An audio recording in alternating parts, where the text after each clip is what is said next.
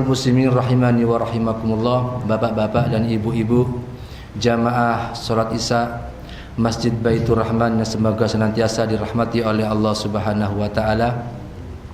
Dengan ungkapan alhamdulillahirabbil alamin, segala puji senantiasa kita panjatkan kehadirat Allah Subhanahu wa taala atas segala limpah nikmatnya, yang mana pada kesempatan yang mulia ini kita semuanya hadir di majlis ilmu di rumah Allah Subhanahu wa taala. Tentunya kita berharap agar senantiasa Allah Subhanahu wa taala memberikan anugerah keutamaan kepada kita, yaitu bertambahnya ilmu kita, yaitu ilmu Allah Subhanahu wa taala. Dan ini merupakan pertemuan perdana kita tentang tafsir Ibnu Katsir. Mudah-mudahan kula panjenengan sedaya kita semuanya diberikan kemudahan oleh Allah Subhanahu wa taala untuk senantiasa istiqamah di atas jalan Allah Subhanahu wa taala. Ma'asyiral muslimin rahimani wa rahimakumullah. Sebelumnya saya mohon maaf bila ada uraian-uraian atau penjelasan-penjelasan yang mungkin kalau bahasa kita, kalau orang Jawa mungkin terlalu kesuwen.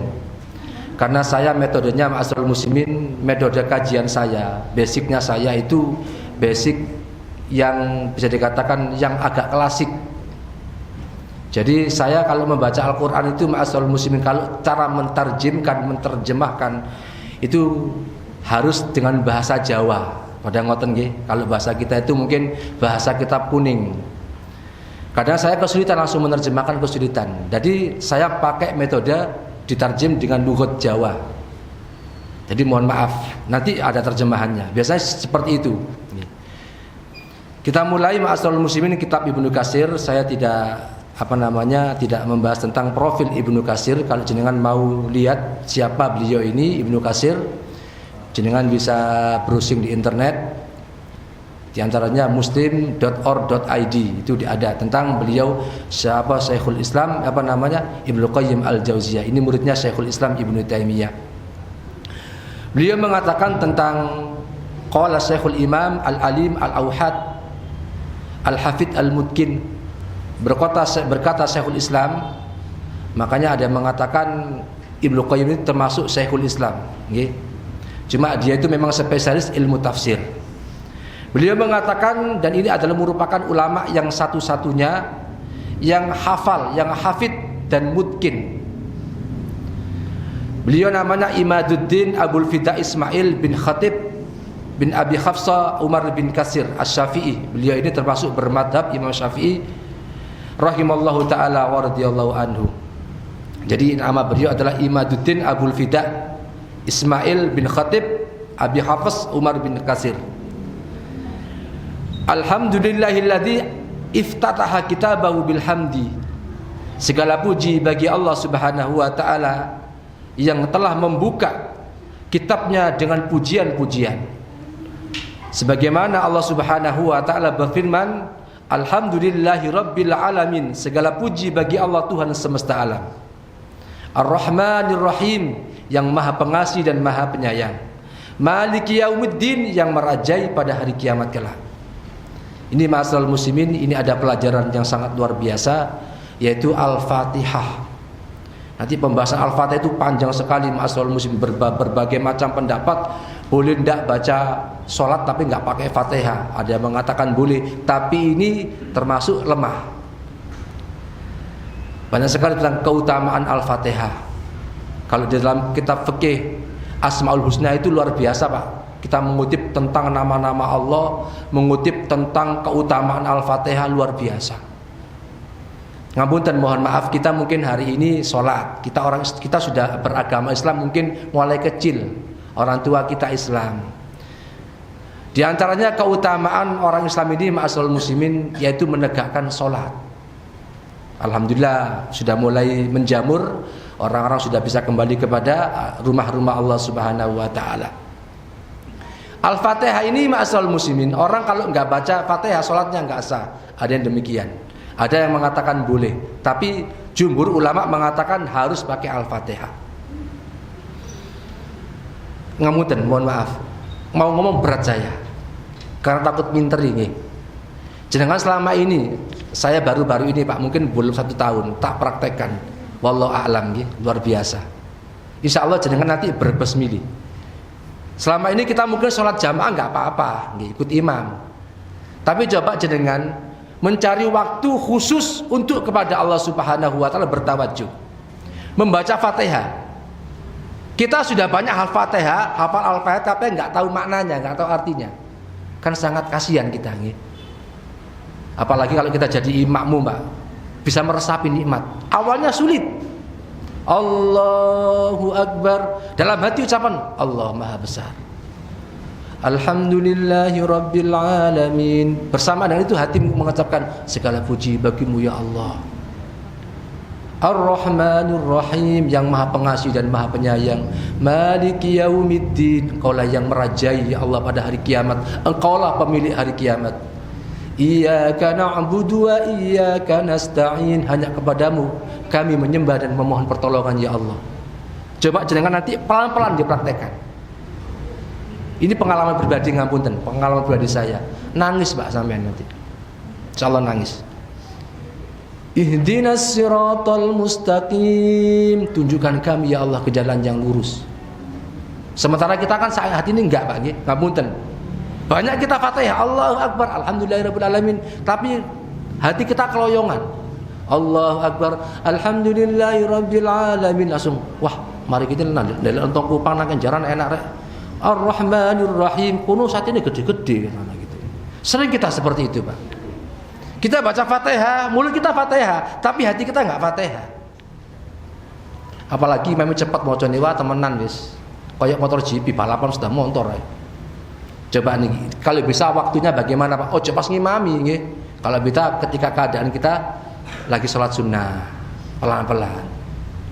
Ketika sujud, ketika rukuk, subhana rabbiyal azim, maha suci Tuhanku dan maha agung. Ketika rukuk, subhana rabbiyal a'la, maha suci Tuhanku dan maha tinggi. Dibaca Pak, diulang-ulang, dilatih, diartikan dalam hati bersamaan dengan ucapan. Insya Allah Pak nikmat. Makanya ma'asal muslimin rahimani wa rahimakumullah. Saya lupa tadi baca kitab, saya lupa. Kitabnya luar biasa Pak. Termasuk diantaranya para imam itu Pak. Kalau baca Quran, mohon maaf, kalau sholat luar biasa. Tenangnya luar biasa. Termasuk Imam Malik, termasuk sahabat yang mulia Abu Darda. Beliau ini luar biasa. Luar biasa. Para imam-imam itu kalau sholat tenang Pak. Tapi kalau menuntut ilmu, wah, mereka adalah seperti orang yang kelaparan. Seperti orang yang kelaparan. Makanya sampai Imam Malik itu pernah suatu ketika Pak, dalam keadaan dia itu sudah terjepit, nggak punya uang, nggak punya maisha, pekerjaan, sehingga kondisi ekonominya lemah. Qadarullah Pak, karena dia ada tuntutan ilmu, ingin menuntut ilmu Allah. Beliau sampai menjual atap rumahnya, gendengnya didol. Atap rumahnya dijual Pak. Nek kula panjenengan mboten Pak nggih. Nek kita mungkin ngedol sawah, ngedol tambak, gaya apa Pak? Daerah di mana Ini Imam Malik sampai menjual apanya? Menjual atap rumahnya. Demikian pula sahabat yang mulia Abu Darda. Beliau ini sampai pernah mengatakan, seandainya saya membaca ayat Al-Quran dan di situ saya tidak paham tentang makna ayat tersebut, definisi ayat ini saya nggak paham. Kemudian saya tanya-tanya kemana-mana, nggak ada yang paham. Cuma ada satu orang yang paham, tapi di tempat yang sangat jauh. Demi Allah, wallahi akan saya kejar dia. Ini keutamaan menuntut ilmu Pak. Kalau kita kan boten luar biasa. Sampai ada yang mengatakan, sebagian ulama mengatakan, sampai luar biasanya menuntut ilmu. Orang-orang yang penuntut ilmu itu bahkan sampai mengatakan nggak boleh sholat sunnah rawatib. Loh Ustaz kok ngono Ustaz? Iya. Karena pentingnya menuntut ilmu sampai ketika salam cuma berzikir sebentar langsung menuntut ilmu. Bahkan sebagian ulama mengatakan penuntut ilmu, para alim ulama itu bahkan dilarang untuk berjihad. Berjihad itu adalah dirwatu salamihi Rasul Islami, Rasul Amri al-Islam. Pokoknya perkara itu Islam. Wa imaduhu as-shalah. Tiangnya adalah salat. Wa dirwatu sanamihi, puncak agama Islam itu adalah berjihad. Ini para ulama-ulama bahkan dilarang untuk berjihad, Pak. Kenapa, Pak? Saking utamanya orang-orang penuntut ilmu, khawatir nanti kalau ulama ikut perang, kemudian dia syahid di jalan Allah, dan tidak ada orang yang seperti beliau, seperti ulama, sudah tidak ada lampu, nggak ada penerang, berbahaya. Makanya para ulama itu kalau bisa nggak boleh ikut jihad sampai luar biasanya. Kenapa? Kalau ulamanya banyak yang meninggal, nggak ada itu penerang agama. Ini menunjukkan bahwasanya kemuliaan ilmu. Ma'asyiral muslimin rahimani wa rahimakumullah. Kita kembali kepada firman Allah, yaitu surat Al-Kahfi ayat 1 sampai ke 5. Alhamdulillahilladzi anzala ala abdil kitaba wa lam yaj'al lahu iwaja. Segala puji bagi Allah yang telah menurunkan kepada hambanya kita, wa lam yaj'al lahu iwaja, dan tidak ada di dalam Al-Qur'an itu sesuatu yang bengkok. Tujuannya apa? Qayyiman, gerapun supaya bimbing ing dalan kang lurus. Al-Qur'an itu diturunkan oleh Allah Subhanahu wa taala kepada hamba-hambanya, yaitu diantaranya Nabi Muhammad sallallahu alaihi wasallam, dalam rangka untuk menegakkan, untuk agar senantiasa membimbing manusia ke jalan yang lurus. Liyungdira ba'san sadida, dan juga memberikan peringatan bahwasannya siksa Allah sangat pedih. Milladunhu wa yubashirul mu'minin, ing standinge Allah wa yubashirul mu'minin, lan paring kabar gembira ing pira-pira wong mukmin. Al-Qur'an itu memberikan kabar gembira. Siapa yang beramal soleh, siapa yang bersedekah, siapa yang ngomong yang baik, dikasih kabar gembira. Ya'maluna sholihat, yaitu orang-orang yang beramal soleh. Al-Quran memberikan kabar gembira kepada orang-orang yang beriman, yang mereka beramal soleh. Annalahum ajran hasanah, maka bagi mereka pahala yang baik. Makithina abada, makisina kang manggon fihi ing dalam jannah, abadan ing dalam selawasi. Ustaz kok bosong ngono? Nah kula ngeten iki Pak, kalau dalam keadaan saya enggak paham ngoten nggih, saya pakai bahasa ngoten. Memang sudah tipikal saya seperti ini dulu di pesantren nggih. Jadi mohon maaf nggih. Jadi Allah Subhanahu wa taala senantiasa memberikan pahala kepada orang-orang yang beramal soleh, orang-orang beriman. Allah tempatkan di dalam surganya selama-lamanya. Wa yundirul ladzina qalu takhadallahu walada, dan Allah Subhanahu wa taala memberikan peringatan kepada orang-orang yang mengatakan ittakhadallahu walada, yang menjadikan Allah mengambil anak. Jadi Allah itu katanya punya anak. Nih. Ma lahum bihi min ilmi wala li abaihim, dan bahasanya mereka itu adalah orang-orang yang tidak paham tentang ilmu, wala li abaihim, dan juga demikian pula orang-orang tua mereka. Makanya ma'asal muslimin rahimani wa rahimakumullah, hari ini kita diuji oleh Allah Subhanahu wa taala. Ada orang yang mengatakan Allah itu tidak ada dalam Al-Qur'an. Ono, gak ono. Ada nggih? Masyaallah, naudzubillah nggih. Ada yang mengatakan Allah itu dalam Al-Qur'an enggak ada. Berarti orang ini enggak tahu baca Al-Qur'an. Enggak tahu baca ayat kursi. Ayat kursi itu Pak, diantaranya kalau ilmu ru'yah itu bisa mengusir jin, setan-setan. Makanya kalau orang yang tidak pernah baca ayat kursi, biasanya orang itu kesurupan. Ngoten nggih. Makanya kalau ada mengatakan Allah tidak ada dalam Al-Qur'an, berarti wong itu kesurupan. Ngoten mawon nggih. Ayat kursi, Allahu la ilaha illa huwal hayyul qayyum. Allah tidak ada Tuhan selain Allah, al-hayyu al-qayyum, yang maha hidup dan maha berdiri sendiri. Kok mengatakan Al-Qur'an enggak ada? Surat Al-Hasr, Allah wallahu alladzi la ilaha illahu alimul ghaibi wasyahada. Banyak keterangan Allah itu dalam Al-Qur'an, banyak. Kok ada mengatakan Allah tidak ada? Nah, di sini nggih. Termasuk ini diantaranya peringatan, bantahan kepada orang-orang bahwasanya Allah memiliki anak nggih. Kaburat kalimatan takhruju min afwahim iyaquluna illa kadiba. Kaburat mongko teman-teman wis jelas, wis teman-teman elek. Kaburat itu dari mana? Akbar Pak nggih. Makanya bentuknya itu kaburat, teman-teman gede nih. Sangat besar kejelekannya. Kalimatan, yaitu kalimat takhruju kang keluar.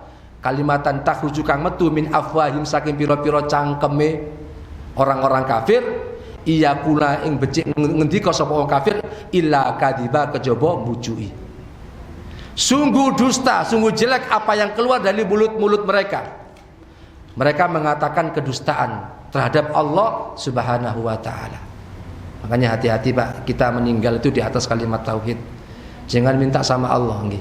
Termasuk nanti di Ibnu Katsir nanti membahas tentang bismillah, tentang isti'adzah, tentang berlindung kepada Allah Subhanahu wa taala. Jangan remehkan, isti'adzah ini luar biasa. Nanti pembahasannya panjang tentang isti'adzah ini. Saya kajian Ibnu Katsir 1 bulan 4 kali, setiap sepekan. Di daerah sini nggak jauh, Shirathul Mustaqim. Ibnu Katsir juga, ba'da maghrib, setiap hari Selasa ba'da maghrib. Ternyata hari sudah 5 pekan, sudah 5 kali pertemuan, kalau nggak salah 6 kali pertemuan. Itu masih bab bismillah belum mancik. Apalagi kula panjenengan sedaya 1 bulan sekali, jadi sabar lah, ini sabar. Kemudian waftahu khalqihi bilhamdi faqala ta'ala alhamdulilladzi khalaqas samawati wal ardi wa ja'ala dhulumati wan nur tsummal ladzina kafaru bi rabbihim ya'dilun. Kemudian Allah Subhanahu wa taala juga demikian ketika Allah menjadikan membuka Al-Quran, mengarang Al-Quran, turun rahmat Allah berupa Al-Quran, Allah mengatakan dengan pujian-pujian. Demikian pula ketika Allah Subhanahu wa taala menciptakan makhluknya, Allah memuji juga dengan pujian-pujian. Di antaranya surat Al-Zumar ayat ke-75. Alhamdulillahilladzi khalaqas samawati wal arda wa ja'ala dzulumati wan nur tsummal ladzina kafaru bi rabbihim ya'dilun. Segala puji bagi Allah yang mana zat yang menciptakan langit dan bumi dan menjadikan kegelapan dan penerangan. Allah menciptakan kegelapan dan menciptakan cahaya. Nah ini diantaranya nanti di alam kubur Pak, nggak ada PLN. Nih, nggak ada PLN kuburan itu Pak. Yang ada apa? Yang jadi penerang kita, amal soleh kita. Makanya kita senantiasa memohon kepada Allah Subhanahu wa taala agar senantiasa kita diberikan nur, cahaya iman, cahaya ilmu, cahaya Islam. Supaya apa? Supaya kita semuanya jadi orang yang diselamatkan oleh Allah Subhanahu wa taala. Kemudian tsummal ladzina kafaru bi rabbihim ya'dilun. Kemudian orang-orang kafir terhadap Tuhan-Tuhan mereka adalah orang-orang yang senantiasa menyekutukan Allah Subhanahu wa taala. Jadi ketika Allah Subhanahu wa taala menciptakan makhluknya, menciptakan manusia, menciptakan langit bumi, menciptakan air, menciptakan segala seluruh yang Allah ciptakan, Allah senantiasa memuji. Loh, luar biasa. Allah saja memuji, apalagi kula panjenengan sedaya nggih. Memuji siapa? Ya memuji Allah sendiri. Nggih. Allah bangga dengan diri sendiri nggih. Kalau kula panjenengan enggak boleh nggih. Kemudian waqtitamahu bilhamdi faqala ba'da ma dzakara ma al jannah wa alin nar. Demikian pula Allah Subhanahu wa taala ketika menjadikan penduduk surga dan penduduk neraka. Ketika Allah Subhanahu wa taala menciptakan yang terakhir kali ciptaan Allah Subhanahu wa taala, Allah juga memujinya. Kemudian wa taral malaikatu hafina min haulil arsy yusabbihuna bihamdi rabbihim wa qada bainahum bil haqqi wa qila alhamdulillahi rabbil alamin. Nggih. Di antaranya surat apa nih, guys? Surat Az-Zumar 75 tadi. Wa taral malaikatu, dan kalian melihat Allah para malaikat mereka itu melingkar. Wa taral malaikatu hafina, malaikat itu dalam keadaan melingkar min haulil arsy, mengelilingi arsy Allah. Yusabbihuna bihamdi rabbihim, yang mana malaikat tersebut bertasbih memuji Allah Subhanahu wa taala, menyucikan Allah Subhanahu wa taala dengan hamdi, dengan pujian-pujian kepada Tuhannya. Wa qadara bainahum bil haqqi. Kemudian Allah Subhanahu wa taala menjelaskan wa qadara bainahum bil haqqi, diberi putusan oleh Allah Subhanahu wa taala dengan adil. Wa qil alhamdulillahi rabbil alamin, diucapkan kepadanya, maka malaikat-malaikat mengucapkan alhamdulillahi rabbil alamin. Ketika Allah menciptakan langit dan bumi, kemudian para malaikat mengelilingi arsy-Nya Allah, kemudian para malaikat bertasbih memuji Allah Subhanahu wa taala. Kemudian ma'asal muslimin rahimani wa rahimakumullah, wa li hadza qala, demikian pula Allah Subhanahu wa taala juga berfirman di dalam surat An-Nisa ayat ke-1. Nggih. Alhamdulillahilladzi lahu ma fis samawati wa ma fil ardi walal hamdu fil akhirati wa huwal hakimul khabir. Segala puji bagi Allah Subhanahu wa taala yang memiliki apa-apa yang ada di langit maupun yang ada di bumi. Sampeyan kula sedaya niki Gusti Allah. Jangan merasa punya motornya sampai itu sapa itu Gusti Allah. Kalau kita belajar tauhid yang murni, Pak nggih. Tapi aku sing tuku, ya seduwe sampean, tapi sapa sing ngekeki? Allah. Hakikatnya semua ini milik Allah, Pak. Hakikatnya semuanya milik Allah. Nggih. Hakikatnya semuanya milik Allah, semuanya milik Allah. Bahkan ngapunten, mata kita, tangan kita milik Allah. Bahkan jasad kita, Pak, ruh kita, bahkan jantung kita milik Allah. Makanya ngapunten, orang-orang yang menyakiti diri sendiri termasuk orang yang dosa. Jenengan kalau setiap pekan sekali ada acara nanti jalan-jalan goes, dapat pahala bisa, bisa. Sampai goes dapat pahala bisa, Pak. Kok bisa Ustaz? Iya. Dalam rangka untuk menjaga kesehatan. Aku sehat, ibadah tenang, enak, sehat, ibadah lancar. Aku menjaga kesehatan kok dalam rangka untuk menjaga organ tubuh yang dikasih oleh Allah. Dapat pahala enggak? Dapat pahala. Aku tak jogging rek, tak goes-goes, dari hiburan enggak dapat pahala, Pak. Enggak dapat pahala. Makanya innamal a'malu binniyat. Kalau kita niatnya karena Allah Subhanahu wa taala, sekecil apapun dapat pahala. Insyaallah nggih. Makanya semua yang ada di langit semuanya milik Allah Subhanahu wa taala. Walahul hamdu, dan baginya pujian fil akhirati wa huwal hakimul khabir, dan segala puji bagi Allah di akhirat kelak, dan dialah Allah yang maha wa utawi Gusti Allah iku al hakimu dat kang wicaksana al khabiru tur dat kang mudaneni. Dialah Allah Subhanahu wa taala dat yang maha bijaksana dan maha mengetahui. Falahul hamdu fil ula wal akhirah ay fi jami'i ma khalaqa wa ma huwa khaliqah. Maksud dari Allah Subhanahu wa taala memuji, ucapan-ucapan pujian ketika di akhirat maupun di dunia, itu ketika Allah Subhanahu wa taala menciptakan yang telah terjadi dan akan diciptakan oleh Allah, senantiasa Allah memujinya. Wa huwal mahmud fi dzalika kullih. Dialah yang terpuji dari segala sesuatu. Makanya jenengan menyanjung boleh, Pak nggih, tapi jangan berlebihan. Zaman sakmangken iki banyak orang-orang menyanjung kiai, ulama, bahkan nabi, bahkan malaikat, Pak. Waduh, kalau pengalaman dulu, Pak nggih, nyanjung malaikat nggih. Khususan ila malaikatul muqarrabin wa malaikatul hamdatul al-Fatihah. Itu enggak boleh nggih, enggak boleh. Jenengan kalau mau paham tentang ini baca kitab Fathul Majid, wah luar biasa itu, Pak. Makanya orang Muhammadiyah ngapunten nggih, orang Muhammadiyah di pondok pesantren Mas Kumambang Gresik, Kiai Fakih dan Kiai Ammar, mek ana wong Muhammadiyah enggak paham Fathul Majid, duduk Muhammadiyah. Nggih ngapunten. Ini kitab tauhid, Pak. Yang saat ini lagi diviralkan oleh teman-teman kita Salafi. Kitab Fathul Majid ini. Makanya ngapunten nggih, aja sampai gegeran. Teman-teman Salafi Muhammadiyah aja gegeran, nggih. Al-Insad termasuk kepada NU jangan gegeran, nggih. Kita semuanya bersaudara, cuma ilmu belum masuk kepada kita. Ngoten mawon kula. Alhamdulillah saat ini tetap kula kali teman-teman saudara-saudara saya yang dengan yang